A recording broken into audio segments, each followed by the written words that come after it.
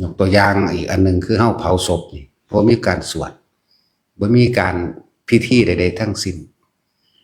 เตาพร้อมฟืนใหม่พร้อมศพพร้อมขึ้นเผาเลยบัดนี้คำกล่าวหานินทาติฉินต่างๆสารพัดเกิดขึ้นได้บัดนี้เห็นบ่ล่ะ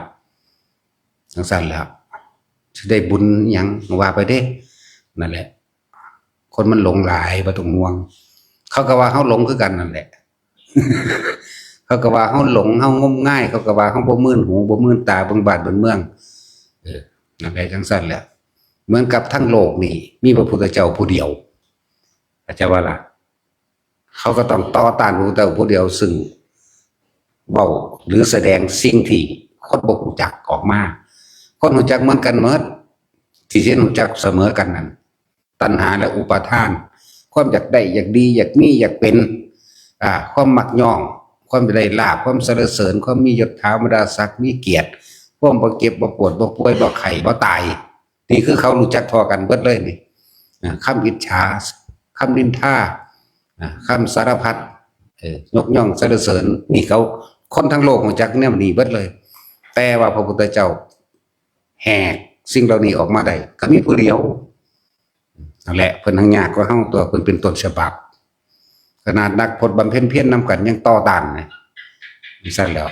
แต่ว่าเพิ่นนั้นยังสามารถยืนหยัดโดยลำพังพระองค์เองได้พวกเขานั้นมันแค่ว่ากินมูลเก่าเพิ่นซื่อๆได้นี่เห็นบ่ล่ะพวกเขาบ่ได้แม่นต้นฉบับพวกเขาบ่ได้แม่นต้นแบบบ่ได้ลำบากซ้ำเพิ่นซ้ำนั่นแหละ คือเฮาสิเฮ็ดทีเดียวนี่มีเสียงเว้าเห็นบ่ล่ะเผาศพคนตายกับปิดกับบังคักเนาะว่าเด้พวกหูหนวกตาบอดพวกตาบอดพวกหูบอดตาหนวกเข้าใจว่าล่ะ ปิดบังแม่โอ้กูแช่ไปทั่วโลกก็โลดคนเบิ่ง3 ล้านกว่าพุ่น จังซั่นแหละเป็นจังซั่นแหละพวกหูบอดตาหนวกกันจังซั่น มันเป็นหูหนวกตาบอดเด้ นั่นแหละมันมองคนละมุมกันเลิ่นตาหนวกหูบอด ตามันก็มีพ่ออยู่แต่ว่ามันเอาตาเป็นหู เอาหูเป็นตาสั่นแล้วนั่นแหละเอ้ยว่าเขาปิดบังสั่นปิดบังแมงบ่คนเบิ่งตอนนี้เท่าใด3 ล้านกว่าที่เขาต้องการเห็นตามตัวอย่างเขา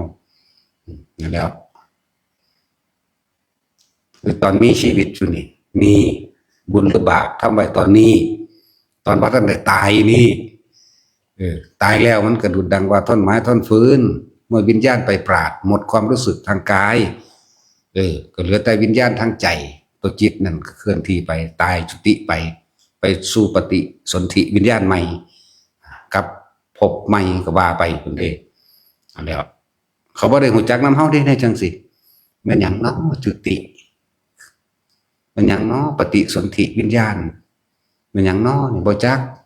นั่นแล้ว